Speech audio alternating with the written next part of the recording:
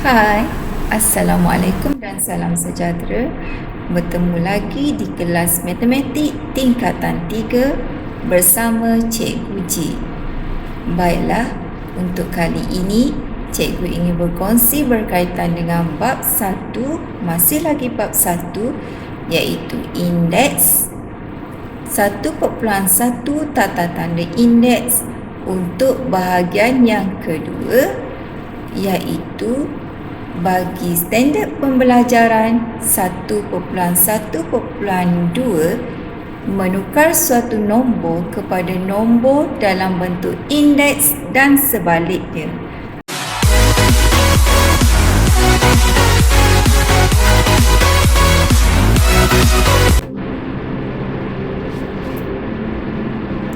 Sebelum ini, kita telah pelajari bahagian 1 di dalam bab 1 untuk tata tanda indeks, iaitu bagi standard pembelajaran 1.1.1, iaitu mewakilkan pendaraban berulang dalam bentuk indeks dan menguraikan maksudnya.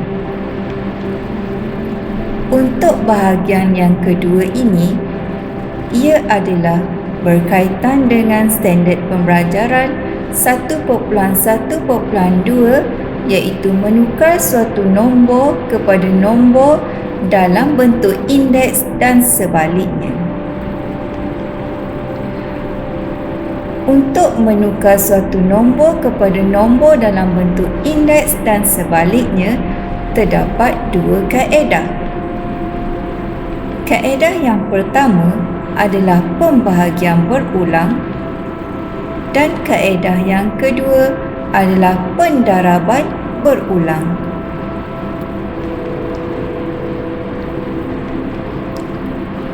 Contohnya, 16 untuk asas 2 ataupun base 2.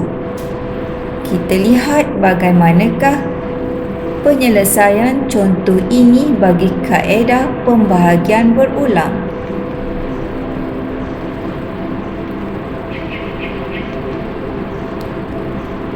Ini adalah kaedah pembahagian berulang dan cikgu analogikan dia seperti rumah flat yang mana daripada atas hingga ke tingkat 1. 16 dibahagikan dengan base-nya ataupun asasnya ialah 2, maka kita akan dapat 8. 8 kita bahagikan dengan 2, maka kita akan dapat jawapannya 4 yang ditulis di sebelah kanan. Okey, asas ditulis di sebelah kiri di dalam kotak rumah flat tersebut. 4 dibahagikan kepada 2, maka jawapannya adalah 2, dan 2 dibahagikan dengan 2, maka kita akan dapat 1. Kaedah ini adalah sama seperti mana kaedah GSTK yang telah murid-murid dan pelajar pelajari sebelum ini. Maka bilangan n ataupun bilangan faktornya adalah 4. Mari kita lihat untuk kaedah pendaraban berulang, repeated multiplication method. 2 darab 2, jawapannya adalah 4. Kita darab lagi dengan 2, maka jawapannya adalah 8. Pendaraban berulang ini, kita perlu ulang pendarabannya ataupun kita perlu bina rumah teres tersebut. Cikgu telah analogikan pendaraban berulang ini seperti rumah teres, seperti satu rumah teres, satu jujukan rumah teres yang mana kita perlu darabkan asas itu sehingga kita dapat nombor 16. Kita darab lagi dengan 2, maka kita akan dapat 16. Maka pendaraban berulang itu akan berhenti di situ kerana kita telah mendapatkan asasnya, iaitu 16.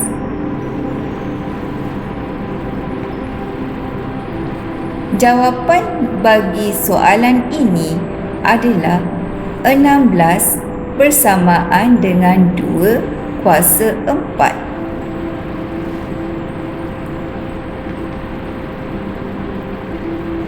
Seterusnya adalah latihan.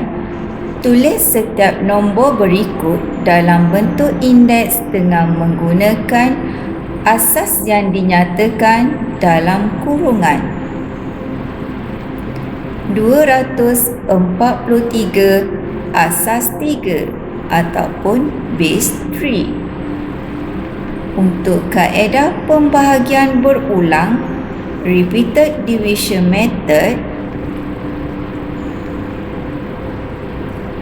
kita buatkan kotak rumah flatnya 243 dibahagikan dengan 3, maka kita akan dapat jawapan 81. 81 dibahagikan dengan 3, maka jawapannya adalah 27. 27 dibahagikan dengan 3, jawapannya adalah 9. 9 bahagi dengan 3, jawapannya adalah 3. Dan 3 dibahagikan dengan 3, maka jawapannya adalah 1.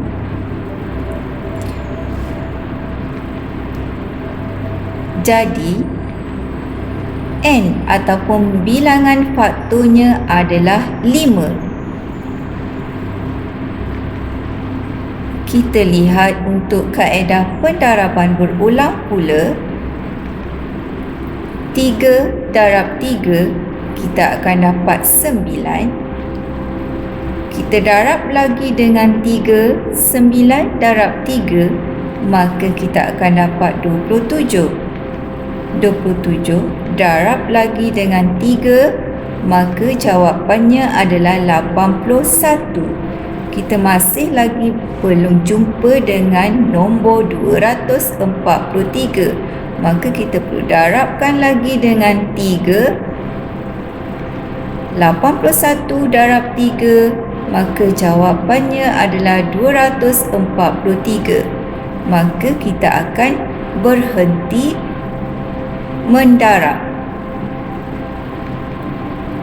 Dan jawapannya adalah 243 sama dengan asas 3 kuasa 5.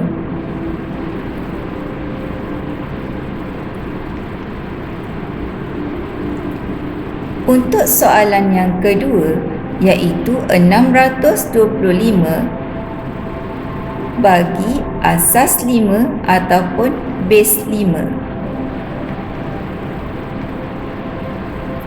Kaedah pembahagian berulang, maka kita perlu bina rumah flatnya, iaitu 625 dibahagikan dengan asas yang diberi iaitu 5, kita akan dapat 125. 125 dibahagikan dengan 5, maka jawapannya adalah 25. 25 bahagi 5, maka jawapannya adalah 5. Dan 5 dibahagikan dengan 5, maka jawapannya adalah 1. Kita dah jumpa tempat parking kereta, maka kita berhenti. Maka N ataupun bilangan faktornya adalah 4. Bagi kaedah pendaraban berulang, 5 darab 5 dengan rumah teres yang bernombor 5, kita akan bina rumah teres tersebut. sehinggalah berjumpa dengan 625. Jadi 5 darab 5 kita dapat 25. 25 kita darabkan lagi dengan 5 akan dapat 125. Darabkan lagi dengan 5 maka kita akan dapat 625. Maka kita akan berhenti mendarab dan berhenti membina rumah teres tersebut. Jawapannya adalah 625 sama dengan asas 5 kuasa 4.